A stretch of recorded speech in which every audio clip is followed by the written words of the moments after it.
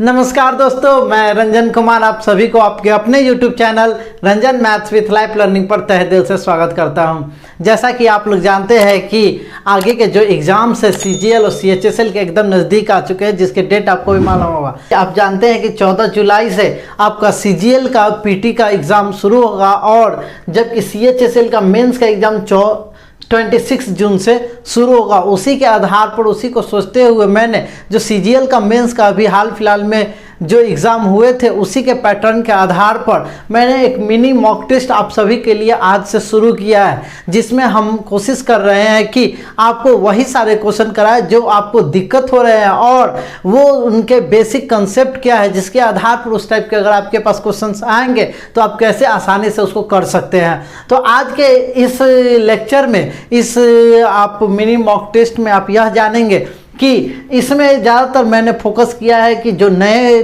Topics जो add किए गए हैं CGL में और CHSL में, उसको ही सबसे पहले आपके सामने रखते हैं और उसका बेसिक्स को समझाने की हम कोशिश करेंगे और उम्मीद करेंगे कि आपको ज़रूर अच्छे तरीके से समझ में आएगा। इसमें हम स्टैटिस्टिक्स और प्रोबेबिलिटी के जो बेस्ट क्वालिटी के क्वेश्चंस है और जिसका बेस्ट कंसेप्ट है उसको बेस मानते हुए आज ये लेक्चर करेंगे। इसके अलावा और भी सारे क्वेश्चंस करेंगे जो आपको परेशानी में डालते हैं या जिसका कंसेप्ट समझने में आपको परेशानी होती है। तो चलिए शुरू करते हैं आज का ये इंटरेस्टिंग लेक्चर। और ये मिनी मॉक टेस्ट आपको आपके अपने मार्क्स इंप्रूव करने में बहुत ही मददगार होगा, इसलिए आपसे अनुरोध है कि प्लीज़ आप शुरू से अंत तक इस वीडियो को देखें और अच्छा लगे तो लाइक शेयर और सब्सक्राइब कर दें। तो चलिए शुरू करते हैं। पहला क्वेश्चन देखिए क्या कह रहा है। पहला क्वेश्चन में कह रहा है कि दिए गए आंकड़े, ये डाटा का माध्य, इसका इंग्लिश मीन, माध्यिका, मीडियन, बहुलक, मोड, परास, रेंज, औसत माध्य या विचलन, औसत माध्य या उसके बाद है औसत माध्य, विचलन, माध्य विचलन, विचरण प्रसारण, वेरिएंस, मानक विचलन, स्टैंडर्ड डेविएशन ज्ञात करना है। ये आपका डाटा दिया हुआ है। इस एक क्वेश्चन के माध्यम से हम आपके स्टैटिस्टिक्स के जो बेसिक कंसेप्ट है और जिसके माध्यम से आप आसानी से किसी भी तरह के क्वेश्चंस को कर सकते हैं, हम इस एक ही क्वेश्चंस में इस कोशिश करेंगे कि आपको सारे कंसेप्ट समझा दे और स्टैटिस्टिक्स का कोई भी कंसेप्ट आपसे बचा नहीं रहे। तो चलिए शुरू करते हैं। जैसा कि हमेशा आप ध्यान रखिए, इससे पहले वाले लेक्चर्स जो कि हम करवाए हैं, प्लीज़ आप उसके पहले के वाले लेक्चर्स को देख लें जो आपको मदद करेंगे कंसेप्ट को बिल्डिंग करने में। तो हम इससे पहले मीन, मीडियन, मोड के बारे में बता चुके हैं। यहाँ हम लोग क्विक रिवाइज करेंगे और बेसिक रूप से हम लोग जानेंगे कि जो मीन डेविएशन होता है, वेरिएंस होता है और स्टैंडर्ड डेविएशन और कोफिशिएंट वेरिएंस क्या होता है, इसके बारे में जानेंगे। तो चलिए शुरू करते हैं। जब भी आपके सामने इस तरह के क्वेश्चंस आए, डाटा दिए हो और ये इसमें से कोई भी एक ही पूछेगा आपसे क्वेश्चंस में, हम ये जान से लिए हैं जिससे आप सारे कंसेप्ट समझ सकें। तो चलिए शुरू करते हैं। सबसे पहले आपका डाटा कितना दिया हुआ है? 3, 10, 10, 4, 7 और 10 और 5, ये आपका दिया हुआ है। इससे आपको अगर मीन निकालना हो, माध्य निकालना हो, तो माध्य का मतलब एवरेज होता है, जिसका मतलब होता है सभी को जोड़ के बटा में जितने नंबर हो वही हो जाएगा। तो आपको मीन निकालना है तो मीन का मतलब, माध्य का मतलब हम लोग क्या जाने, माध्य का मतलब होता है कि जो भी डाटा दिया है उन सभी को ऐड कर दीजिए और नीचे में जितने नंबर है, जितने नंबर ऑफ टर्म्स है वो लिख दीजिए। जैसे ऐसे 10, 20, 30 और ये 3, 33, 4, 37, 7, 44 और 5, 49 हुआ 49 दिया गया। 49 ऊपर में और टोटल नंबर कितने हैं? 1, 2, 3, 4, 5, 6, 7, नीचे में ये 7 से 49 कट जाएगा 7 टाइम्स में, तो ये आपका मीन हो गया 7। उम्मीद है कि आपको समझ में आ गई होगी। मीन का मतलब होता है जो टर्म्स दिए हुए उनको जोड़कर बट्टा में नंबर ऑफ टर्म्स कर देंगे, वो मीन हो जाएगा। अब आते हैं मीडियन। मीडियन का मीनिंग क्या होता है? मीडियन, माध्यिका। मीडियन में क्या करेंगे? मीडियन, माध्यिका, आराम से हम लोग एक एक बात को समझेंगे। माध्यिका का सबसे पहला काम ये होता है कि जो भी डाटा दिए रहेंगे उसको असेंडिंग या डिसेंडिंग ऑर्डर में, बढ़ते क्रम या घटते क्रम में लिखना होगा। तो हम हमेशा कोशिश करेंगे कि बढ़ते क्रम में लिखें, असेंडिंग ऑर्डर में लिखें, जिससे आसानी होगी। क्यों? क्योंकि हम लोग हमेशा असेंडिंग ऑर्डर में ही पढ़े हुए हैं, 1 2 3 4 पढ़े हुए हैं, नहीं ये नहीं पढ़े हुए हैं कि 100 99 98 ऐसा नहीं पढ़े हुए। तो जो आसानी हो सहूलियत हो उसी को हमेशा फिक्स पैटर्न को मानते हुए चलना चाहिए। तो हम लोग क्या करेंगे, यहाँ असेंडिंग ऑर्डर में पहले कन्वर्ट करेंगे। तो ये जो भी डाटा दिया उसके असेंडिंग ऑर्डर में लिखिए, जिसमें सबसे छोटा 3 है, इससे बड़ा है 4, उसके बाद है 5, उसके बाद 7, उसके बाद है 10 10 10। ठीक है, तो टोटल टर्म्स एक बार जरूर वेरीफाई कर लीजिएगा कि पूरे नंबर हुए या नहीं। ऊपर में 7 था तो यहाँ भी 7 हुआ है, 3 और ये 3 6 7 हो गया। तो आपको मीडियन निकालने के लिए सबसे पहले यह देखना पड़ेगा कि जो टर्म्स दिए हुए हैं वो टर्म्स का नंबर इवन है या ऑड, मतलब कितने टर्म्स दिए हुए हैं, 1 2 3 4 5 6 7 टर्म्स है जो कि ऑड है। तो हमेशा ध्यान रखिएगा जब ऑड टर्म्स हो तो हमेशा जो माध्यिका होगा वो n+1/2th टर्म होगा। मतलब n+1 करने का मतलब पूरे यहाँ कितने टर्म्स है, 7, तो n = हो गया 7। तो यहाँ पर हम रखेंगे तो 7 + 1/2 मतलब कि 8/2 मतलब कि 4th टर्म। जो 4th टर्म होगा वही आपका मीन होगा। तो 4th टर्म यहाँ से काउंट करिए 1 2 3 4, तो आपका मीन क्या हो गया 7। ये रहा आपका मीन मीडियन बराबर कितना हो गया 7। हमेशा यह टेस्ट करना पड़ेगा कि इसमें जो नंबर्स हैं वो ऑड है या इवन है। अगर इवन रहता तो क्या करते, अगर इवन रहेगा तो हमेशा ध्यान दीजिएगा n/2th plus n/2 + 1th by में ये 2, ये वाला टर्म्स होगा। मान लीजिए यहाँ पर हम कुछ भी टर्म्स मान लेते हैं कि यहाँ पर एक और 6 जोड़ लेते हैं, यहाँ 6 कर दिए। ठीक है, तो आपके पास कितना 8 टर्म हुए, तो 8/2 मतलब 4th टर्म और 8/2 मतलब 4th + 1 मतलब 5th टर्म और बाई में 2। तो 4th टर्म कौन है, तो ये 6 है। 5th टर्म क्या है 7, तो 6 + 7/2 मतलब 13/2 मतलब कितना हो गया 6.5। ये रहा आपका आंसर। इन दोनों के बीच में जो होगा वही आपका मीडियन होगा। इस तरीके से हम हमेशा आपको ये ध्यान रखना होगा कि कितने नंबर्स दिए हुए हैं, नंबर ऑफ टर्म्स अगर ऑड होंगे तो उसके सीधे एक जोड़ के उसमें /2 कर दें, मतलब कि उसके बीच वाला, हमेशा मीडियन का मतलब बीच वाला ही आंसर होगा। तो यहाँ पर ये 7 इसका आंसर हो गया। अगर इवन होगा तो जितना नंबर्स रहेगा उसमें 2 से भाग करें, मतलब वो वाला टर्म और उसके बाद वाले टर्म के बीच का एवरेज निकाल देंगे, मतलब दोनों को जोड़ के बटा 2 कर देंगे, तो जो आएगा वो आपका मीडियन होगा। उम्मीद है कि मीन और मीडियन आप समझ में गए होंगे। अब जानिए मोड के बारे में।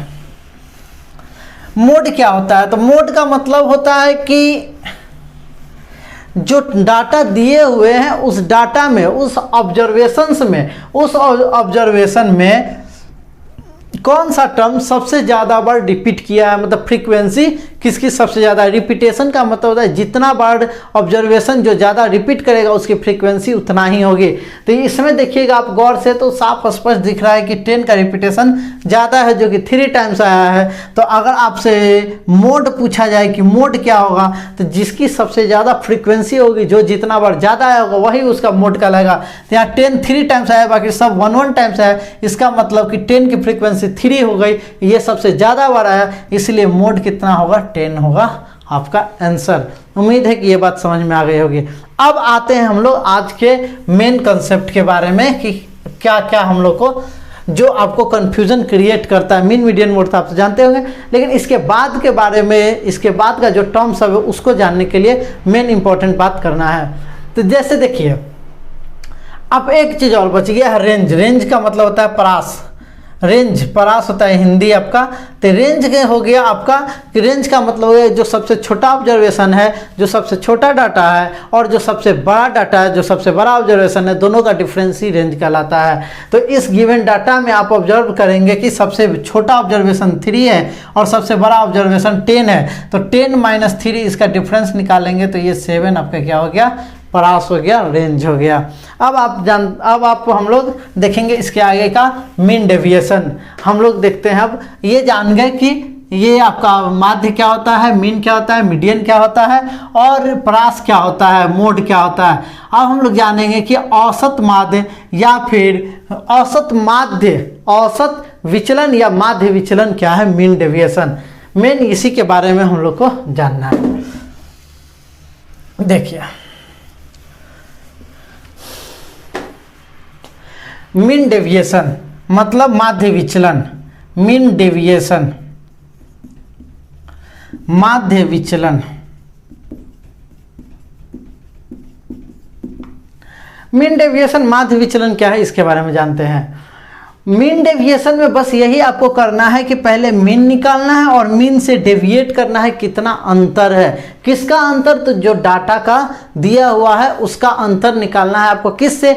मीन से। तो जैसा कि अभी हम लोग जाने कि मीन मेरा कितना आया था, तो मीन हम लोग का आया था 7। तो 7 मीन आया, लेकिन हम लोग को मीन डेविएशन निकालना है, माध्य विचलन निकालना है। तो आप हमेशा ध्यान रखिए कि जो ये मीन दिया हुआ है, जो हम लोग मीन निकालें, अगर मीन नहीं दिया और डायरेक्ट आपसे पूछे कि माध्य विचलन क्या होगा, तो आप सबसे पहले इसका मीन निकालेंगे, मतलब सबको जोड़कर बटा में n कर देंगे, आपका आ जाएगा मीन। तो मीन यहाँ पर 7 आया है, तो मीन डेविएशन निकालना है, तो मतलब इस मीन से डेविएशन कितना है, अंतर कितना है, ये निकालिए सबसे पहले। तो 7 है, तो 7 में से 3 का अंतर निकालिए। 7 3 का अंतर क्या होगा?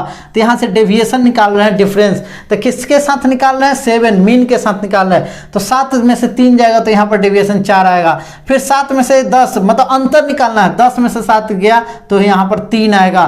फिर ये भी आ जाएगा 3। फिर 7 में से 4 गया 3, और 7 में से 7 गया 0, और ये 10 में से 7 गया 3, और ये 7 में से 5 गया 2। ये आ गया आपका डेविएशन। अब इसको जो डेविएशन है इसको सम कर दीजिए, जोड़ दीजिए, और जोड़ने के बाद जो आएगा यहाँ पर लिख देना है ऊपर में। तो 4 3 7 3 10 3 13 3 16 2 18, तो ये हो गया आपका 18। और बाटा में नीचे हमेशा n रहेगा, मतलब नंबर ऑफ टर्म्स रहेगा। नंबर ऑफ टर्म्स कितने हैं? 7। तो ये रहा आपका मीन डेविएशन। तो यही आपका यहाँ पर फॉर्मूला है। मीन डेविएशन जो होगा वो sigma 1 to n xi minus x bar. x बार क्या है? आपका मीन है। xi क्या है? नंबर ऑफ टर्म्स है। i का मतलब 1 हो गया, 2 हो गया, 3 हो गया, 4 हो गया, 5, मतलब जितने भी टर्म्स है उसमें से बारी बारी से मीन को सब्ट्रैक्ट कीजिए। उसके बाद जो आएगा उसको सम करना है। सिग्मा मतलब होता है सम। तो इसको सम करने के बाद नीचे जितने भी नंबर हो गए उसको नंबर से डिवाइड कर दीजिए। तो हम लोग क्या किया मीन डेविएशन में? मीन डेविएशन में सबसे पहले मीन निकाले 7। x बार क्या है? 7 मीन है। उससे अंतर निकाले, क्योंकि इन दोनों का अंतर चाहिए। तो यहाँ से हम डेविएशन 7 मीन से इन सारे टर्म्स का अंतर निकाल के यहाँ लिखे, और उसके बाद क्या करना है? इसका सम करना है। तो हम ऊपर वाले को सबको जोड़ दिए, तो ये आ गया 18। नीचे में उसके बाद क्या लिखना है? n मतलब हो गया नंबर ऑफ टर्म्स। तो नंबर ऑफ टर्म्स हो गया 7। तो 18/7 आपका हो गया मीन डेविएशन। उम्मीद है कि यह बात आपको समझ में आ गई। फिर से एक बार अगर हम देखें, अगर हम फटाफट आपसे बोले कि तेजी से कैसे मीन डेविएशन निकाल सकते हैं, तो आप क्या बोलिएगा? मीन डेविएशन अगर हमको तेजी से निकालना है तो आप बोलेंगे सर अभी आपने बताया कि मीन डेविएशन हम लोग तेजी से कैसे निकालते हैं। तो मीन डेविएशन निकालने के लिए हम लोग क्या जाने कि जब भी मीन डेविएशन आपसे पूछे तो सबसे पहले मीन निकालिए, जो नंबर दिए उसको जोड़ के बट्टा में n कर दीजिए, उससे मीन निकल गया 7। अब हमको मीन डेविएशन निकालना है, तो मीन से इन सब का अंतर निकालेंगे। तो 7 - 3 हो गया 4, फिर 7 10 का अंतर 3, फिर यहाँ भी 3, 7 4 का ये 3 हो गया, ये 0 हो गया, ये हो गया 3 और ये हो गया 2। फिर इन सबको जोड़ देंगे, 4 3 7 3 10 3 13 16 2 18 आ गया। तो ऊपर में 18 लिख देंगे जो डेविएशन का सम है, नीचे में टोटल नंबर 7 है, तो ये हो गया 18/7 आपका मीन डेविएशन आंसर। उम्मीद है ये बात समझ में आ गई होगी। अब अगला हम लोग टॉपिक जानेंगे। अगला जो इसका पॉइंट है वेरिएंस। वेरिएंस क्या होता है? वेरिएंस का आपका हिंदी होता है विचरण प्रसरण। देखिए, जो अगर आपको एक चीज आपको ध्यान में आ गया मीन डेविएशन, अब इसी से सब कुछ हम लोग निकालेंगे। तो वेरिएंस का मतलब बस केवल क्या होता है कि जो आप यहाँ पर देखिए, यहाँ पर ऐसे टिक करके यहाँ पर, तो एक फॉर्मूला आपको ध्यान में है, तो बस जो डेविएशन है उसी का स्क्वायर बट्टा में नंबर कर देंगे तो आपका वेरिएंस निकल जाएगा। तो आप बताइए, यहाँ पर अगर हम आपसे पूछे कि बताइए वेरिएंस क्या होगा, विचरण क्या होगा? वेरिएंस विचरण क्या होगा? विचरण या प्रसरण भी बहुत यूज होता है। तो विचरण या प्रसरण क्या होगा? तो आप हमेशा ध्यान में रखिए कि मीन वेरिएंस में जो डेविएशन आता है उसका स्क्वायर का सम करना है। डेविएशन के स्क्वायर का सम करना है, मतलब यहाँ पर ये पावर में 2 हो जाएगा, मतलब इसका स्क्वायर। तो हम अभी डेविएशन निकाले 4 3 3 3 0 और 3 5, क्योंकि मीन निकालिए, मीन से ये जो डाटा दिया हुआ है इस डाटा से हम डेविएशन निकाल लिए। और वेरिएंस के लिए क्या करना पड़ेगा? इस डाटा का जो भी डेविएशन आया है उस डेविएशन का स्क्वायर का सम करना पड़ेगा। मतलब हमको यहाँ 4 का स्क्वायर, 3 का square, 3 square 3 square 0 square 3 square और 2 स्क्वायर। अब बटा में नंबर ऑफ टर्म्स जितने हैं 7। तो यहाँ पर बताइए 4 का 16, 9 25, 25 9 34, 34 और 16 9 25 9 34, 34 9 43, 43 और 9 43 और 9 कितना हो गया 52, 52 4 56, 56 बटा 7, तो ये हो गया 8। आपका वेरिएंस हो गया 8 आंसर। मतलब वेरिएंस का मीनिंग आप अच्छे तरीके से समझ गए कि मीन से हम लोग डेविएशन निकालेंगे, इस डेविएशन का स्क्वायर का सम करेंगे, बाय में नंबर ऑफ टर्म्स करेंगे, इससे जो आंसर आएगा वो क्या कहलाएगा, वेरिएंस कहलाएगा। उम्मीद है कि ये बात समझ में आ गई होगी।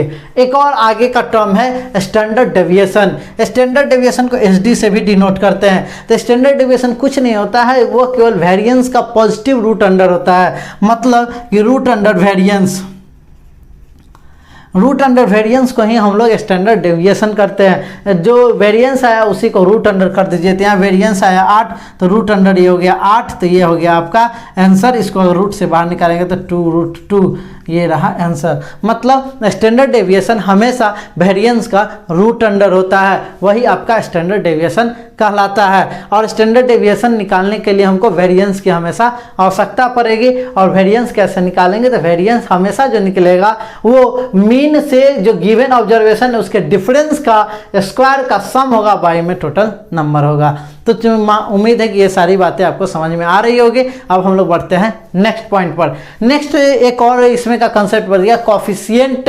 वेरिएशन। गुणांक भिन्नता क्या होती है, कॉफिशिएंट वेरिएशन। हमेशा ध्यान रखिएगा कॉफिशिएंट वेरिएशन का बस केवल सिंपल सा मीनिंग क्या होता है, standard deviation by mean. Standard deviation by mean, coefficient variance. Coefficient variance का मतलब क्या होता है, गुणांक भिन्नता। ये इसकी हिंदी हुई।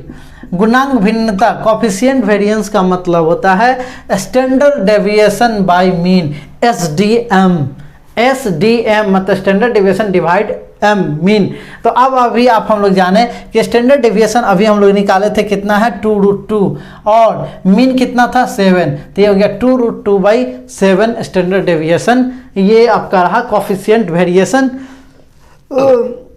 कॉफिशिएंट वेरिएंस जो होगा हमेशा स्टैंडर्ड डेविएशन बाय मीन होगा। और हम लोग वेरिएंस अभी जाने कि कितना था 2√2, तो ये हो गया 2√2/7, मीन हो गया आपका 7। तो ये रहा आपका आंसर। उम्मीद है कि ये सारी बातें आपको समझ में आ रही होगी। अब हम लोग, ये रहा आपका पूरी तरह से कंप्लीट स्टैटिस्टिक्स का जो इंपॉर्टेंट पार्ट और कंसेप्ट होते हैं और जो फार्मूले होते हैं वो मैंने आपको बता दिए। उम्मीद है कि आगे आपको इस खासकर standard deviation, mean, median, mode और वेरिएंस, कॉफिशिएंट वेरिएंस को निकालने में कोई भी दिक्कत नहीं आएगी। तो चलिए हम लोग शुरू करते हैं अब अगला क्वेश्चन को। अगर प्लीज़ आपको ये लेक्चर अच्छा लग रहा हो तो प्लीज़ मेरे चैनल को लाइक, शेयर और सब्सक्राइब कर दें और अपने दोस्तों को बताएं और उनके साथ शेयर करें। तो चलिए हम लोग नेक्स्ट देखते हैं क्वेश्चन। नेक्स्ट क्वेश्चन क्या है, अब हम लोग देखते हैं दूसरा क्वेश्चन। दूसरा क्वेश्चन में दिया हुआ है कि कोई डाटा दिया हुआ है जिसका वेरिएंस सिग्मा स्क्वायर है और उसके प्रत्येक डाटा में ऑब्जर्वेशन में लेमडा से गुना किया जाता है, एक नया सेट बनता है डाटा का, उस सेट का विचरण मतलब वेरिएंस क्या होगा। तो अभी आप लोग जानें कि वेरिएंस जो होगा हमेशा मीन डेविएशन के स्क्वायर मतलब मीन डेविएशन के स्क्वायर बाय नंबर होगा। तो मीन डेविएशन के लिए हमको तो पहले मीन जानना होगा, उसके साथ डेविएशन निकालना होगा, उसका फिर स्क्वायर करके नंबर निकालना होगा। तो चलिए पहले देखते हैं और क्या क्या दिया है। यहाँ पर वेरिएशन दिया है सिग्मा स्क्वायर दिया है। क्वेश्चन बोला है कि इसके डाटा में मान लीजिए डाटा हमको ऑब्जर्वेशन नहीं मालूम है तो मान लेते हैं x1, x2, x3, x4 इस तरीके से मान लेते हैं। छोटा ही डाटा लेंगे, ज़्यादा बड़ा डाटा नहीं लेंगे, बस समझने के लिए मान लेते हैं x1, x2, x3 है। आप बताइए इसका अगर हमको मीन निकालना पड़ेगा, मीन निकालेंगे तो मीन क्या निकलेगा, तो आप बोलेंगे इसका सम बाई n मतलब कि x1 plus x2 plus x3/3 निकलेगा, यह मीन होगा। इस मीन को हम x बार से डिनोट कर देते हैं, ठीक है। ये रहा। अब क्वेश्चन वाला कि इन सब में लेमडा से गुना कीजिए, लेमडा से गुना कीजिएगा तो क्या होगा x1 लेमडा, x2 लेमडा और x3 लेमडा, यही होगा। अब बताइए यहाँ से वेरिएंस, पहले का वेरिएंस सिग्मा स्क्वायर है, और सिग्मा स्क्वायर वेरिएंस अगर हम निकालें तो वेरिएंस जानते हैं कि जो मीन रहता है उससे इसका डेविएशन का स्क्वायर का सम होता है। तो इसका डेविएशन क्या होगा, एक्स बार माइनस x1 का स्क्वायर, मतलब इसका डेविएशन का स्क्वायर का सम होगा। तो यहाँ होगा एक्स बार माइनस x1 का स्क्वायर प्लस उसी तरह यहाँ पर हो जाएगा x3 या फिर एक्स बार माइनस, मतलब ये अंतर का ही स्क्वायर बाई में 3 हो जाएगा। यही ना इसका सम जो होगा वही होगा। अब यहाँ पर हम समझाना क्या चाहते हैं, यहाँ लेमडा से गुना हुआ है, लेमडा से गुना हुआ, अगर हम मीन निकालेंगे तो यहाँ पर फिर से अगर मीन नया सेट का मीन निकाले तो ये पूरा लेमडा कॉमन होगा, जोड़ेंगे तो ये पूरा क्या हो जाएगा, x1 plus x2 plus x3 by 3। और ये वैल्यू क्या है, एक्स बार है, पहले का मीन है, मतलब लेमडा एक्स बार हो गया। नया मीन क्या निकला, लेमडा एक्स बार।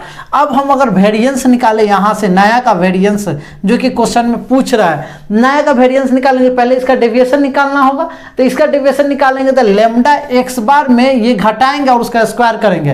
तो लेमडा एक्स बार में से घटा दीजिए लेमडा एक्स बार माइनस x1 लेमडा, ठीक है। उसी तरह ये दूसरा के साथ भी होगा, तीसरा के साथ होगा। एक को पहले समझ लेते हैं। यहां से देखिए आप लेमडा कॉमन ले लीजिए, तो लेमडा कॉमन लीजिए और इसका हमको स्क्वायर चाहिए। क्वेश्चन में हम लोग जानते हैं वेरिएंस जो होता है मीन डेविएशन के स्क्वायर का सम बाई में n होता है। तो पहले इस पार्ट को समझ लेते हैं। यहाँ से देखिए लेमडा कॉमन होती है, यहाँ बच गया एक्स बार माइनस x1 का स्क्वायर, और यही वाला चीज क्या है, यहाँ पर देखिए गौर से, एक्स बार माइनस x1 का स्क्वायर, एक्स बार माइनस x1 का स्क्वायर। यहाँ चूंकि कॉमन लिए थे तो ये लेमडा स्क्वायर कॉमन होगा, होल स्क्वायर लेमडा बाहर निकालेंगे तो लेमडा स्क्वायर। अब यही सेम टू सेम यहाँ रिपीट होने लगा, और इसका वैल्यू क्या होगा, सिग्मा स्क्वायर, सेम बात होगा। तो इसका मतलब lambda square into sigma square, ये रहा आपका आंसर वेरिएंस का मतलब। बस यही समझना था। इसको तुरंत हम कैसे समझ सकते हैं, हम जानते हैं कि जो वेरिएंस होता है वो मीन डेविएशन के स्क्वायर का सम होता है। अगर प्रत्येक टर्म में अगर हम लेमडा से गुना कर रहे हैं तो मीन में भी लेमडा आएगा, मीन नया जो मीन निकालेंगे उसमें भी लेमडा आएगा, और जैसे ही मीन का डेविएशन निकालेंगे तो वहां भी लेमडा आएगा। चूंकि वेरिएंस स्क्वायर का होता है तो यहाँ से बाहर निकलेगा तो लेमडा स्क्वायर निकलेगा, और वेरिएंस पहले का सिग्मा स्क्वायर दिया हो तो यहाँ हो गया lambda square into sigma square, नए वेरिएंस का आंसर हो गया। उम्मीद है कि समझ में आ गई होगी। उसी तरह आपका डायरेक्ट भी क्वेश्चन पूछ सकता है कि बोल सकता है कि किसी डाटा का जो वेरिएंस है वो 8 है, और हम प्रत्येक जो डाटा दिया ऑब्जर्वेशन है उसमें 2 से अगर हम गुना कर रहे हैं तो नए जो सेट बना है उसका वेरिएंस क्या होगा।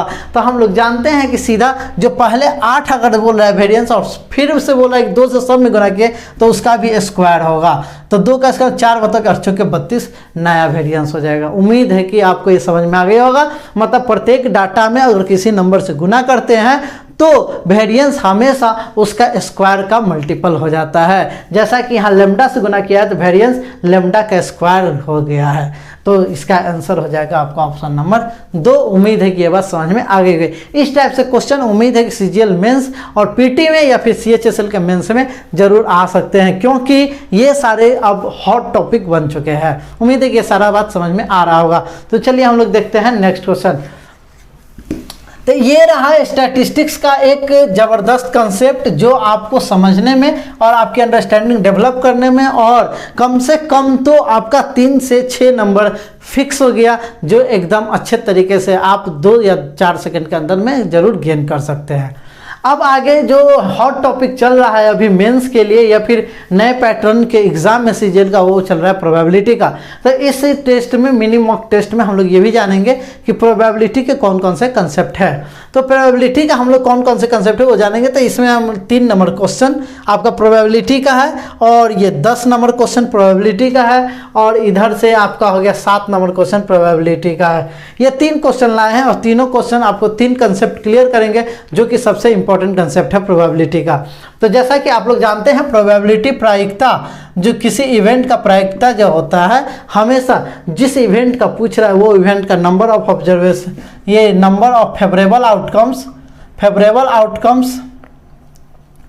अब बाई में होगा नंबर ऑफ टोटल सैंपल,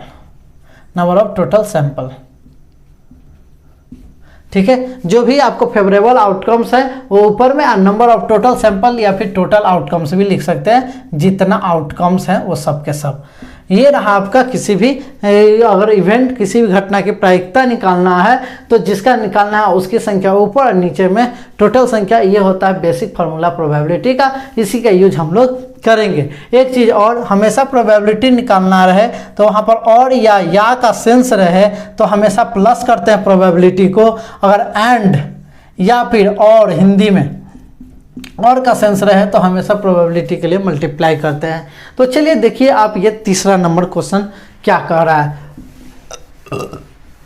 ये बहुत ट्रिकी कंसेप्ट है, तो देखिए बहुत इजी है, बस केवल थोड़ा सा बात समझना है। क्वेश्चन एक लीप वर्ड्स में, लीप वर्ड्स का मतलब होता है जिसमें 366 दिन हो। 365 दिन नॉर्मल होता है नॉर्मल ईयर में, और लीप ईयर में 366 दिन होता है जिसमें फरवरी 29 डेज का होता है। और उसमें से 53 मंगलवार होने की प्रायिकता क्या है। तो हम लोग जानते हैं कि लीप ईयर में 366 डेज होता है, और इसमें जो होता है वीक जो होता है वो कितना होता है, वीक होता है 52 वीक्स, जिसमें आपको 52 वीक में प्रत्येक दिन 52 टाइम्स आता है। इसके अलावा 2 दिन एक्स्ट्रा हो जाता है, 2 दिन एक्स्ट्रा हो जाता है। तो अब बताइए 52 तो फिक्स है, सभी दिन आएंगे, लेकिन 53 मंगलवार कह रहा है, इसका तो 52 मंगलवार तो आएगा ही आएगा, फिक्स है। 53 मंगलवार कब होगा, जब इस 2 दिन में से कोई दिन मंगलवार हो तभी 53, और वो दिन जो हमेशा हमेशा 7 में से ही कोई दिन होता है। तो आपको अगर प्रोबेबिलिटी ऑफ इवेंट निकालना है तो क्वेश्चन हो रहा है कि 53 मंगलवार होने का मतलब क्या हुआ, इसी 2 दिन में से कोई एक दिन मंगलवार होना चाहिए। तो इसका मतलब फेवरेबल आउटकम्स कितना हो गया, 2, और टोटल कितना है, तो टोटल तो वीक में 7 डेज ही होता है, 7 दिन में से ही कोई दिन आएगा, तो टोटल हो गया 7। तो ये रहा आपका कि मंगलवार का 53 मंगलवार होने के लिए प्रोबेबिलिटी हो गया 2/7। उसी तरह बुधवार का भी पूछेगा तो भी 2/7 होगा। उसके बाद गुरुवार संडे कुछ भी पूछेगा तो हमेशा 2 दिन ही एक्स्ट्रा, इसी 2 दिन में से कोई एक दिन आएगा, तो 53 मंगलवार या 53 बुधवार या 53 गुरुवार होगा। तो इसका कंडीशन 2/7 आपको है प्रोबेबिलिटी ऑफ इवेंट। यही बात पूछ सकती है नॉर्मल ईयर में कि साल में 53 मंगलवार होने की क्या प्रायिकता है, तो उस कंडीशन में एक ही दिन एक्स्ट्रा रह जाएगा तो 1/7 हो जाएगा आपका प्रोबेबिलिटी। उम्मीद है कि ये बात समझ में आ गई होगी। तो चलिए अब हम लोग देखते हैं नेक्स्ट क्वेश्चन। प्रोबेबिलिटी का ही क्वेश्चन हम लोग फटाफट इसमें कंप्लीट करेंगे।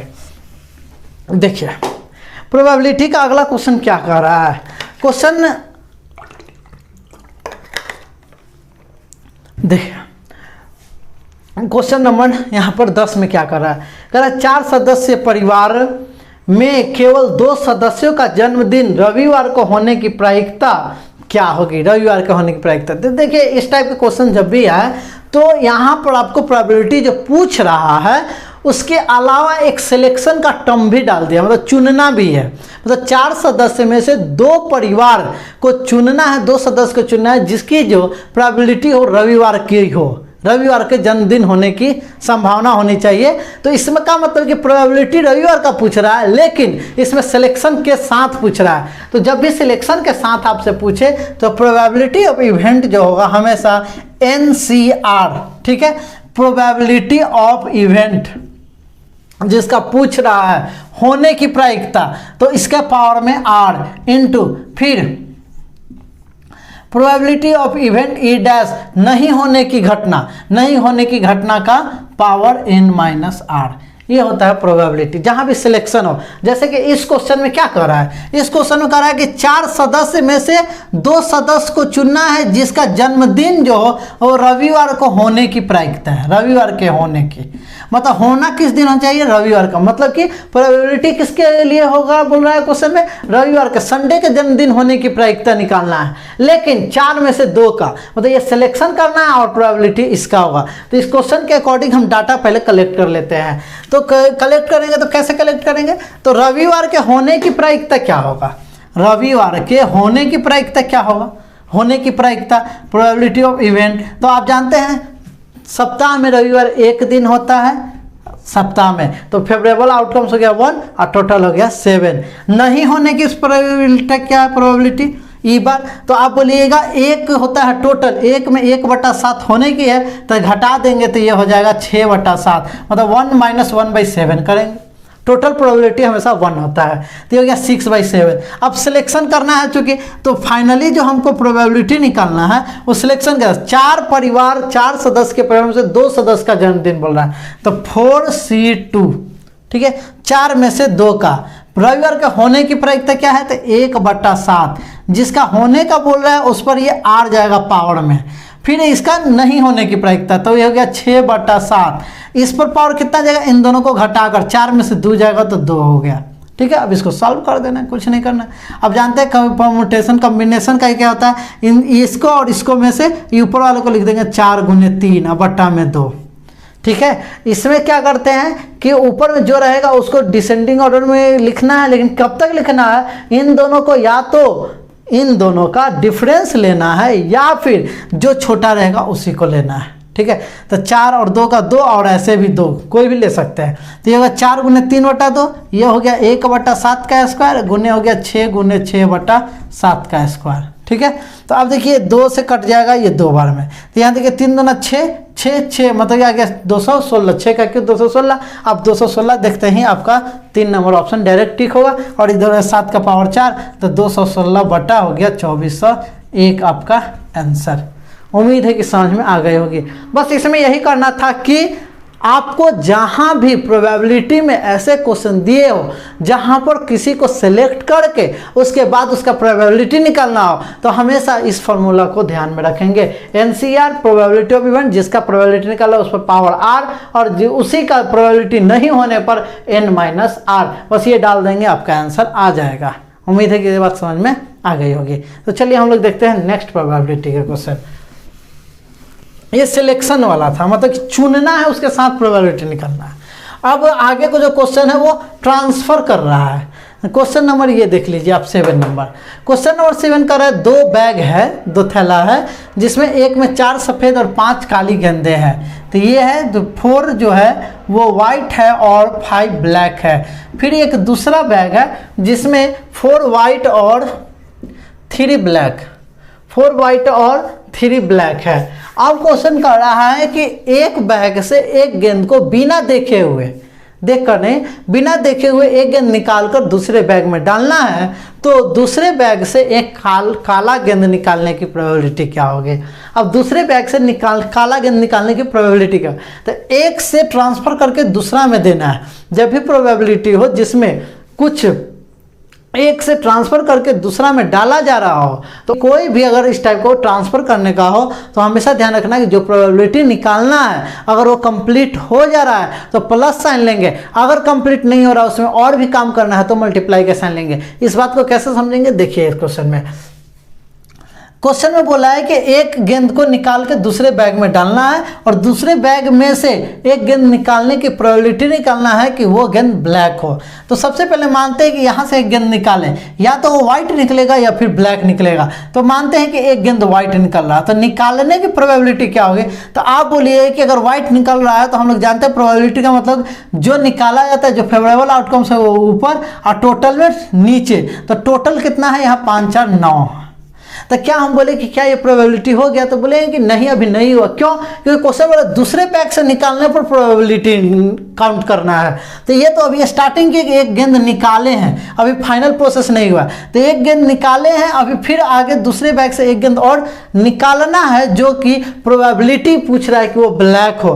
तो आगे का प्रोसेस करेंगे, यहाँ कंप्लीट नहीं हुआ तो मल्टीप्लाई देंगे। अब इसमें से हम बात करें, जैसे ही एक गेंद व्हाइट डालेंगे तो व्हाइट हो जाएगा 5 व्हाइट और 3 ब्लैक। हमको ब्लैक का निकालना है तो फेवरेबल आउटकम्स हो गया 3 और टोटल कितना हो गया, यहाँ पर एक व्हाइट ऐड हो गया तो मतलब कि हो गया 4 1 5 और नीचे में हो गया 3, मतलब कि टोटल कितना हो गया अब 8। तो ये हो गया 3/8। एक गेंद निकाले माने कि व्हाइट निकल सकता है या ब्लैक निकल सकता है, माने कि पहला बार व्हाइट निकल गया तो ये हो गया 4/9। 4 कितना हो गया 9 निकालने का प्रोबेबिलिटी। फिर निकाल कर इसमें अगर हम डाल दिए फिर यहाँ से हमको ब्लैक का प्रोबेबिलिटी निकाल, तो ब्लैक 3 ऊपर और टोटल 8 नीचे। तो ये रहा आपका एक कंप्लीट प्रोसेस हो गया। लेकिन आप ये कहिएगा कि क्या यहाँ से व्हाइट ही निकल सकता है, अगर हमको बिना देखे निकालना है तो यहाँ से ब्लैक भी तो निकल सकता है। तो उस कंडीशन में एक बार और कंडीशन लाना पड़ेगा, या का फॉर्म होगा या तो यहाँ से व्हाइट निकलेगा या फिर यहाँ से ब्लैक निकलेगा। तो व्हाइट का कर लिए या ब्लैक का करना है तो या का सेंस आएगा तो प्लस होगा। तो आप बताइए यहाँ से अगर हम एक ब्लैक निकालेंगे, जैसे ही एक ब्लैक निकालेंगे तो ये 5 फेवरेबल हो जाएगा, टोटल हो जाएगा 9। ये हो गया, लेकिन ये पूरा प्रोसेस नहीं होगा, अभी दूसरे बैग से निकालना है। तो अब दूसरे एक ब्लैक जैसे ही लाएंगे तो वो एक ब्लैक यहाँ पर एक्स्ट्रा हो जाएगा। तो फेवरेबल आउटकम्स कितना हो जाएगा, तो 3 ब्लैक और एक डाल दिए तो ये हो गया 4 ब्लैक, तो 4 ऊपर और टोटल कितना होगा नीचे, तो टोटल हो गया यहाँ से 8। अब इसको सॉल्व कर लेंगे, हम लोग को जो पूछा था वही आंसर आ जाएगा। तो यहाँ से देखिएगा अब ये 3 बार में और ये 2 टाइम्स में, तो 1/6 आ गया, प्लस यहाँ से अगर देखिए ये 2 टाइम्स में और ये हो गया 5/18। अब यहाँ से इसको सॉल्व करेंगे तो सीधे ये हो जाएगा, ये एलसीएम 18 होगा तो 3 और 5 8/18, ये कैंसिल करेंगे तो 4/9 आपका रहा आंसर। ऑप्शन नंबर 1 आंसर हो गया 4/9। उम्मीद है कि समझ में आ गई। तो ये रहा प्रोबेबिलिटी का इंपॉर्टेंट कंसेप्ट। इस तरीके से प्रोबेबिलिटी फटाफट कर सकते हैं। इसमें 3 टाइप हम लोग क्या जाने, उसको क्विक रिवीजन कर ले। एक तो ये जाने कि लीप ईयर हो, 53 मंगलवार है, कोई भी डेट 53 पूछे तो हमेशा 2/7 होगा, क्योंकि 2 ही दिन एक्स्ट्रा होता है।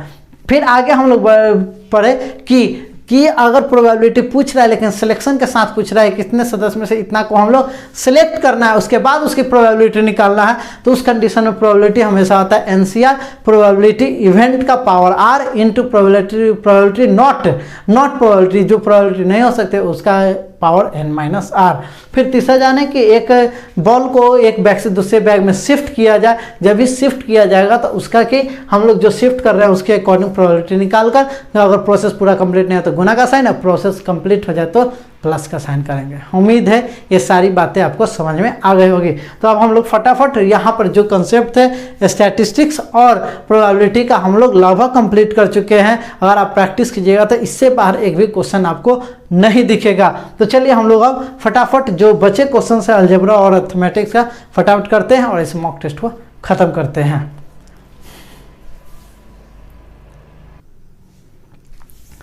अब देखिए हम लोग क्वेश्चन नंबर 4, क्वेश्चन का x + y + z 0 के बराबर नहीं हो तो x/3x + y + z = y/x + 3y + z z/x + y + 3z 2a है और यहाँ से a का वैल्यू निकालना है। तो आप बताइए इस क्वेश्चन में कितने एक्सप्रेशन दिए हुए, तो आप बोलिए कि सर यहाँ पर 3 इक्वेशंस दिए हुए और 3 वेरिएबल भी दिए हुए। इस कंडीशन में हम किसी वेरिएबल को कुछ मानकर सॉल्व कर सकते हैं, तो ऐसी कंडीशन में हम किसी वेरिएबल को मानकर करने में असमर्थ रहेंगे, क्योंकि 3 इक्वेशन 3 वेरिएबल होते हैं, तो उस कंडीशन में हमको सॉल्व करना पड़ता है। तो देखिए इसको कैसे सॉल्व करेंगे। ये तो जानते हैं इसके बराबर 2a है तो एक इक्वेशन ये हो गया, इसके बराबर भी 2a एक इक्वेशन ये, इसके बराबर भी 2a एक इक्वेशन ये। तो हम यहाँ से x, y और z को फटाफट निकाल लेते हैं और a का वैल्यू से निकाल लेंगे। यहाँ से x निकालिए इन दोनों में अगर आपको x निकालिएगा तो बोलिएगा सर यहाँ x बराबर हो गया, इससे इसमें मल्टीप्लाई होगा तो 2a × 3x + y + z होगा। उसी तरह यहाँ y बोलिएगा तो ये भी मल्टीप्लाई होगा, 2a × x + 3y + z होगा। फिर उसी तरह अगर हम बोले कि z निकाली तो ये भी मल्टीप्लाई होगा, 2a × x + y + 3z होगा। तो आप हमको निकालना है a का ही वैल्यू। इन तीनों इक्वेशन को जोड़ दीजिए। जोड़ने से क्या पता चल रहा है कि लेफ्ट साइड में x + y + z आएगा और राइट साइड में 2a तो कॉमन हो जाएगा, अंदर में तीनों जुड़ेगा। तो यहाँ देखिए 3x 4x और ये 5x हो रहा है, उसी तरह यहाँ 5y हो रहा है और यह उसी तरह यहाँ 5z हो रहा है। तो यहाँ से अब देखिए आपको खुद ही देखिएगा 5 कॉमन होगा तो यह 10a हो जाएगा और 10a अंदर में क्या हो जाएगा x + y + z हो जाएगा। तो इधर भी x + y + z है, इधर भी है तो ये कैंसिल हो जाएगा, तो ये हो गया यहाँ 1। तो a का वैल्यू निकालेंगे तो क्या हो जाएगा 1/10। ये रहा आपका आंसर ऑप्शन नंबर 2। ठीक है, उम्मीद है आपको समझा। बस इन तीनों को यहाँ से x y z निकाला, बस देख कर पता चल रहा था कि यह 5x 5y 5z है जो कि 2a के बराबर है, इधर x + y + z है। यहाँ से यहाँ पर क्या कॉमन हो गया, 5 कॉमन हो गया, कट गया, यहाँ 10 आया, a का वैल्यू क्या हो गया 1/10। तो चलिए अब हम लोग देखते हैं अगला क्वेश्चन। अगला क्वेश्चन क्या कर रहा है, ये सब थोड़ा सा ट्रिकी है, बस ध्यान देना है। नेक्स्ट क्वेश्चन कर रहा है 5 नंबर कि x³ + y³ 22 दिया है। ये बहुत ध्यान से देखना है। x³ + y³ 22 दिया है और x + y 5 दिया है। अब बताइए इसको हमको सॉल्व करना है और हमको x के पावर 4 + y के पावर 4 निकालना है। तो x के पावर 4 + y के पावर 4 क्या होगा ये पूछ रहा है। तो आप बताइए खुद ही इसको कैसे करेंगे। तो आप जैसे ही x के पावर 4 और y के पावर 4 देखते हैं तो यहाँ पर तो चूंकि हम कुछ मान नहीं सकते, दो वेरिएबल दो इक्वेशन है तो माने इसको हमको फार्मूला के आधार पर सॉल्व करना पड़ेगा। तो देखिए आप गौर से, इसका तो एक चीज़ तो ये हो सकता है कि आप x cube plus y cube का फार्मूला निकालें। तो यहाँ पर हम जानते हैं कि एक्स प्लस वाई का whole cube minus 3xy into x plus y, ये हो गया आपका 22। ये हो गया x cube plus y cube का फार्मूला, एक्स प्लस वाई का होल क्यू, क्योंकि प्लस के फॉर्मेट में दिया है इसीलिए हम प्लस का फॉर्मेट वाला ही फार्मूला लगा। तो एक्स प्लस वाई का whole cube minus 3xy into x plus y. अब यहाँ से एक्स प्लस वाई वैल्यू डाल दीजिए 5, तो ये हो गया 125, 5 का क्यू 125 माइनस 3xy, फिर यहाँ पर हो जाएगा ये 5 बराबर में हो गया ये 22।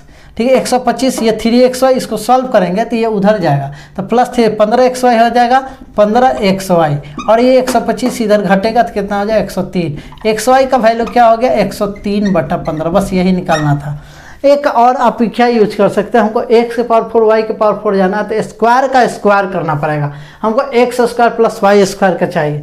तो आप यहाँ से इसको होल स्क्वायर करके भी निकाल सकते हैं, लेकिन हम लोग उतना करेंगे नहीं, क्योंकि यहाँ से करेंगे तो बार बार स्क्वायर करने से आपको स्क्वायर करना पड़ेगा, जिसमें 103/15 का भी स्क्वायर करना पड़ सकता है। तो हम लोग क्या जानते हैं कि एक चीज़ और ये देख सकते हैं कि एक्स क्यू और एक्स प्लस वाई का जब वैल्यू दिया है तो इन दोनों को मल्टीप्लाई करेंगे तो भी तो एक्स के पावर 4 वाई के पावर 4 आ जाएगा, क्योंकि क्यू है यहाँ पावर 1 है, गुना होगा तो पावर 4 देगा। तो इन दोनों को आप गुना कर दीजिए, तो आप इसको गुना करने के बाद आपको क्या मिलेगा, गुना कीजिए एक्स में एक्स से क्यू से गुना कीजिएगा तो एक्स के पावर 4 होगा। फिर आप देखिए वाई में वाई क्यू से गुना कीजिएगा तो वाई के पावर 4 होगा। फिर यहाँ x में ये y में इससे गुना होगा तो क्या हो जाएगा y एक्स क्यू होगा और प्लस एक्स वाई क्यू होगा, बराबर क्या हो जाएगा 22 गुने 5 110 हो जाएगा। ये तो बात समझ में आ गई। अब यहाँ से देखिए, यहाँ से एक्स वाई कॉमन हो जाएगा, यहाँ से जैसे ही एक्स वाई कॉमन लेगा तो यहाँ पर बचेगा एक्स स्क्वायर और प्लस यहाँ पर वाई स्क्वायर बराबर 110। आपको तो ये वाला निकालना है, तो चलिए एक्स के पावर 4 वाई के पावर 4 निकालना है। अब आपको ये वाला पार्ट चाहिए, तो ये वाला पार्ट को किस में बदलना पड़ेगा, एक्स प्लस वाई में। तो कैसे हम लोग जानते हैं, x y, x square plus y square लिख सकते हैं, एक्स प्लस वाई का होल स्क्वायर, और यही बचना चाहिए तो 2xy लिख देंगे, तो ये xy plus 2xy minus 2xy cut जाएगा, ये वाला बच जाएगा। अब यहाँ से हमको वैल्यू मालूम है, कितना वैल्यू मालूम है, x प्लस वाई का वैल्यू है 5, तो 5 का स्क्वायर क्या हो जाएगा 25, अब माइनस 2xy, तो 2 इंटू xy का वैल्यू कितना है, तो xy का वैल्यू अभी बोलिए कि 103/15 है, बराबर में 110 है। ठीक है, और यहाँ पर भी xy का वैल्यू कितना है 103/15। ठीक है, ये आपको सॉल्व करना है। इतना तो उम्मीद है कि समझ में आ गया होगा। अब देखिए, आप खुद से 15 से इसमें गुना कीजिए आप, तो कितना आ जाएगा, इधर तो ये वाला टर्म चल ही रहा है। अब देखिए, एक ये हो गया आपका 25 और 15 से गुना कीजिएगा तो 15 × 5 = 75, 30 और 7 = 37। ठीक है, 15 × 5 = 75 हासिल 7, 15 30 और 37 375 माइनस 106 206, तो ये 206 घटाएगा तो 169 बचेगा। यहाँ क्या बच गया 169/15 बच गया। ठीक है, अब फिर यहाँ पर क्या है 103/15, यहाँ मल्टीप्लाई में इधर हो गया 110। अब आप देखिए खुद से, यहाँ से क्वेश्चन बोला अप्रॉक्स वैल्यू चाहिए, तो 103/15 का वैल्यू कितना होगा, तो 15 से 105 लगभग 7 के बराबर आ जाएगा। अब ये दीजिए 15 से तो 11 बार में 165 लगभग 11, तो 11 से 77 आ गया, 77 इधर घटा दिए तो 110 में से 77 जाएगा तो कितना आ जाएगा लगभग 33। तो x square plus y square का वैल्यू कितना हो गया 33 है। क्वेश्चन बोला अप्रॉक्स निकाले, तो हम क्यों एग्जैक्ट निकाले, यहाँ 15 से 105 लगभग 7 बार में, एक बार इसको बढ़ा दिए तो इसको एक बार नज़दीक रख सकते हैं, 11 बार में 165, तो 11 से 77 जाके 110 में से 77 घट गया, तो आपका आंसर आ गया 33। उम्मीद है कि बात समझ में आ रही। क्यों हम ऐसा किए, ये बात समझ में आई, क्योंकि हमको x के पावर 4 निकालना था। अगर हम इसको और फार्मूला पर स्क्वायर करते तो हमको इतने बड़े नंबर का स्क्वायर करना पड़ जाता, तो वो काफ़ी टफ हो जाता है। ठीक है, तो हम लोग चलते हैं नेक्स्ट क्वेश्चन।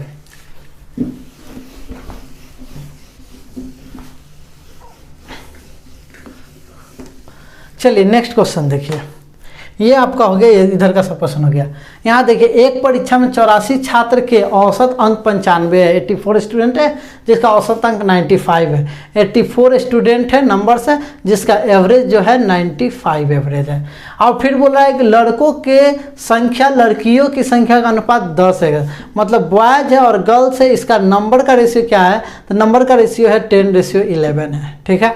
और फिर आगे क्वेश्चन में बोल दिया है कि जो लड़कों का एवरेज है वो लड़कियों के एवरेज से 20% कम है। तो क्वेश्चन में 20% बोला कम है एवरेज लड़कियों से, तो 20% का मतलब होता है 20% 1/5, मतलब कि 5 अगर लड़की का एवरेज होगा तो इससे एक कम 4 लड़का का एवरेज होगा। तो अब क्वेश्चन में बोला है कि परीक्षा में लड़कों का एवरेज क्या है, मतलब 4 का निकालना है। तो अगर हम इसको छोड़ दें, इसको नहीं ध्यान में दें, सीधे अगर मान लें कि 10 लड़का है उसका एवरेज 4 है, 11 लड़की है उसका एवरेज 5 है, तो ओवरऑल कितना एवरेज होगा। तो अगर मेरे अनुसार टोटल का एवरेज निकालना तो हम जानते हैं जितना नंबर है जितना एवरेज उसे गुना कर दीजिए तो टोटल सम हो जाए। तो बॉयज़ का टोटल सम कितना हो जाएगा, तो 10 × 4 40 हो जाएगा, प्लस गर्ल्स का कितना हो जाएगा 55, 11 × 5 55, टोटल नंबर नीचे नंबर कितना आ गया 10 और 11 21, तो यहाँ से कितना आ गया 95/21 आ गया एवरेज, टोटल एवरेज। लेकिन यही क्वेश्चन कितना दिया एवरेज, 95 एवरेज दिया है। 95 से 95 कैंसिल, 1 का मतलब हो गया 21, 1 का मतलब कितना हो गया 21। हमको किसका एवरेज चाहिए, बॉयज का, मतलब 4 का एवरेज, तो 4 का मतलब क्या हो गया 21 × 4 84 आंसर। मतलब कि लड़का का एवरेज कितना है 84, ऑप्शन नंबर 4।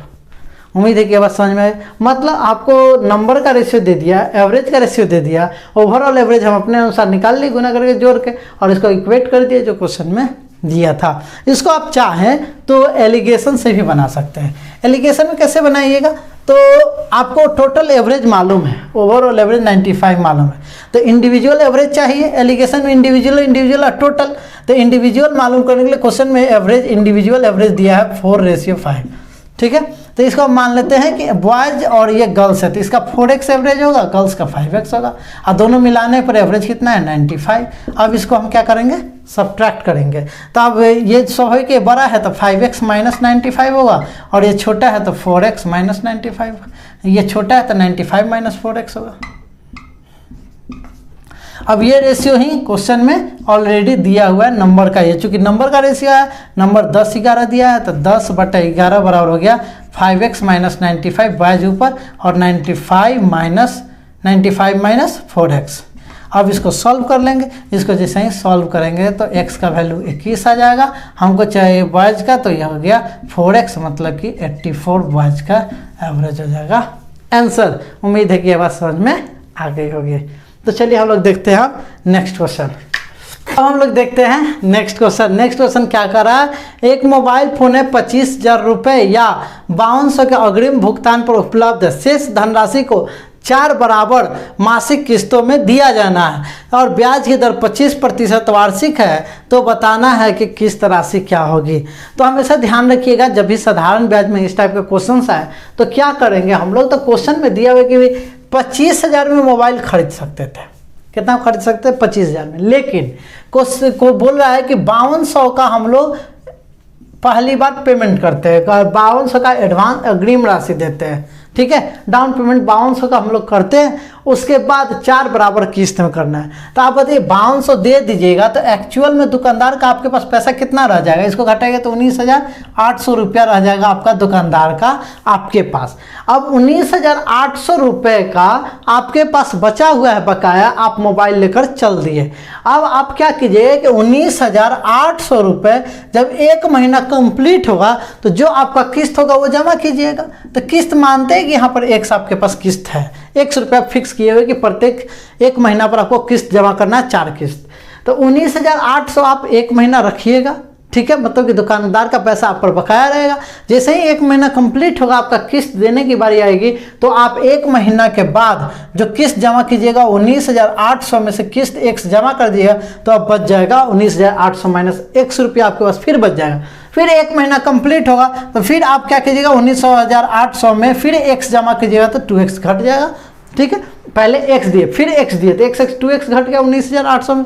फिर अगला बार जैसे ही रहेगा, ये पैसा 1 महीना और रहेगा, आप दीजिएगा तो 19,800 माइनस फिर x जमा कीजिएगा तो 3x।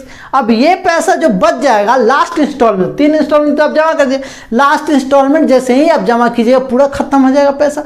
मतलब जो भी इंटरेस्ट होगा, जो भी बकाया राशि होगा, सभी के सभी लास्ट इंस्टॉलमेंट के बराबर होगा और आप दे दीजिएगा, काम खत्म हो जाएगा। मतलब इस तरीके से आप इंस्टॉलमेंट का पेमेंट किए, तो इंस्टॉलमेंट का पेमेंट किए तो आपके पास 19,800 पैसा बकाया रहा, फिर ये पैसा बकाया रहा, फिर ये पैसा बकाया रहा, फिर ये पैसा बकाया रहा, और इसी सब पर तो इंटरेस्ट लग रहा था। तो टोटल इंटरेस्ट कितने पर लगा, तो इन सबको जोड़ दीजिए आप, तो इन सबको जोड़िएगा तो कितना आ जाएगा 19,800 मतलब 19,800 गुने 4 आया।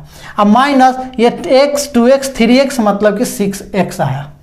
कैसे देखें, आपकी टोटल जो अमाउंट हुआ, जो टोटल मूलधन हुआ प्रिंसिपल, वो कितना हो गया 19,800 गुने 4 और माइनस ये 6x जो आप किस्त जमा किए। अब पूरे जो प्रिंसिपल है उसमें से जो आप किस्त सारे जमा कर दिए, तो जो बच गया वो आपका क्या हो गया, यहाँ से आपको ये जो पूरा रहा वो आपका प्रिंसिपल रहा। इस पर अगर हम रेट लगा दें तो रेट कितना होगा 25%, 25/100 ये रहा अनुअल। लेकिन हमको चूंकि ये मासिक कर रहे थे, मंथली कर रहे थे, इसके 12 से यहाँ पर डिवाइड कर देंगे, तो ये रहा आपका रेट। तो रेट से यहाँ पर जैसे ही आप प्रिंसिपल पर रेट अप्लाई किए तो ये क्या हो गया, आपका हो गया ये वाला सिंपल इंटरेस्ट। तो सिंपल इंटरेस्ट आपको कितना बना, आपको जमा करना था 19,800 रुपया, उसी समय जमा करते आपको कोई इंटरेस्ट नहीं लगता। लेकिन 19,800 रुपया आपको कैसे किस्त में जमा किए, x के किस्त से 4 किस्त में किए, तो टोटल कितना आप जमा किए 4x जमा किए। तो इस 4x में आपका ये 19,800 रुपये भी है और इंटरेस्ट भी है। इसका मतलब कि पूरा जो जमा किए हैं आप किस्त के अनुसार, उसमें से जो प्रिंसिपल था उसको घटा देंगे तो मेरा SI आ जाएगा। तो यहाँ से SI कितना आ गया, तो हो गया 4x माइनस 19,800। यही किसके बराबर है, इसके बराबर होगा। इसका मतलब कि 4x माइनस 19,800।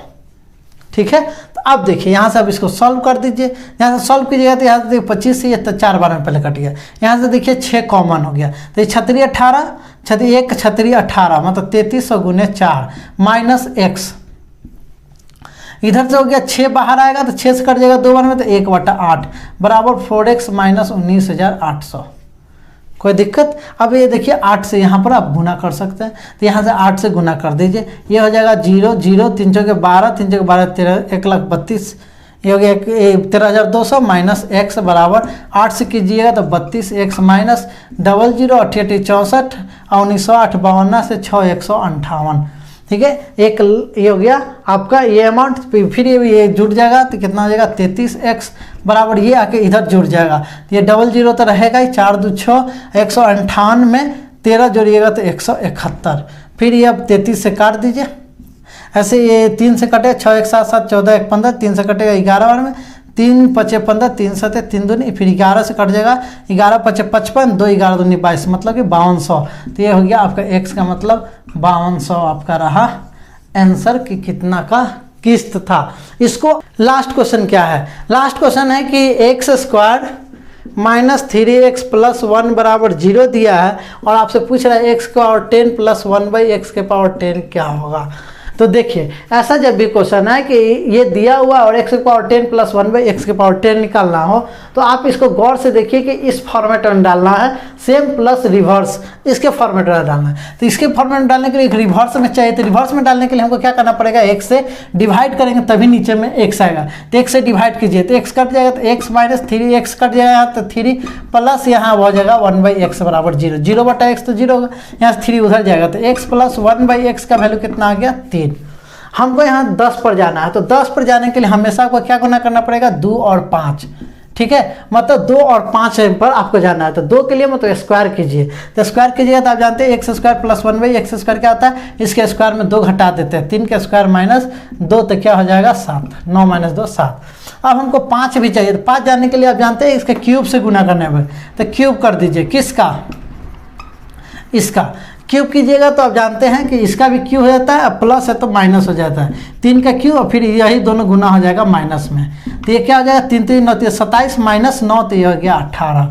ठीक है। अब इन दोनों को मल्टीप्लाई कीजिए, इन दोनों को मल्टीप्लाई करने से क्या आ जाएगा, 5 आ जाएगा। 5 का फिर स्क्वायर कर देंगे, तो इन दोनों को मल्टीप्लाई कीजिएगा तो अब आ जाएगा x के पावर 5 प्लस 1/x के पावर 5। तो इन दोनों को मल्टीप्लाई करने से x के पावर 5 प्लस 1/x के पावर 5 क्या होता है, इन दोनों को गुना कर दीजिए तो क्या हो जाएगा 18 सत्ते 26 से।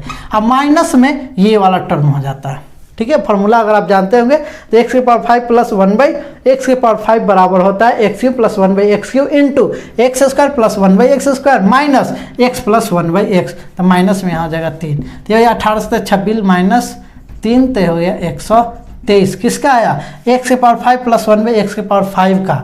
ये किसका है, x के पावर 5 प्लस 1/x के पावर 5 का। हमको चूंकि 10 चाहिए तो इसका भी स्क्वायर कर दीजिए, तो ये हो जाएगा a स्क्वायर मतलब 5 का स्क्वायर, स्क्वायर पे स्क्वायर गुना हो जाता है, तो ये हो जाएगा x के पावर 10 प्लस 1/x के पावर 10 प्लस 2a भी कट जाएगा। यहाँ पर जानते हैं 123 का स्क्वायर जो भी करेंगे तो 3 का स्क्वायर लास्ट में 9 रहेगा और ये 2 घटेगा तो यूनिट डिजिट कितना आ जाएगा 7 यूनिट डिजिट। क्यों हम यूनिट डिजिट, क्योंकि ऑप्शन में हम देख रहे हैं कि एक ही जगह यूनिट डिजिट क्या है 7 है, तो एक ही जगह लास्ट में ऑप्शन नंबर 4 में है, इसलिए आपका आंसर हो गया। आप इसका स्क्वायर भी निकाल सकते हैं। आप जानते होंगे स्क्वायर कैसे निकाला जाता है, इसका पहले भी हम एक वीडियो बना चुके हैं स्क्वायर का, आप तुरंत 2 सेकंड में निकाल सकते हैं। बस वो ध्यान रखें 100 से 23 ज़्यादा है तो यहाँ पर आपको बस केवल ध्यान रखना 100 से कितना है 23 ज़्यादा, 23 का स्क्वायर 529 होता है तो 29 लिख देंगे, हासिल 5।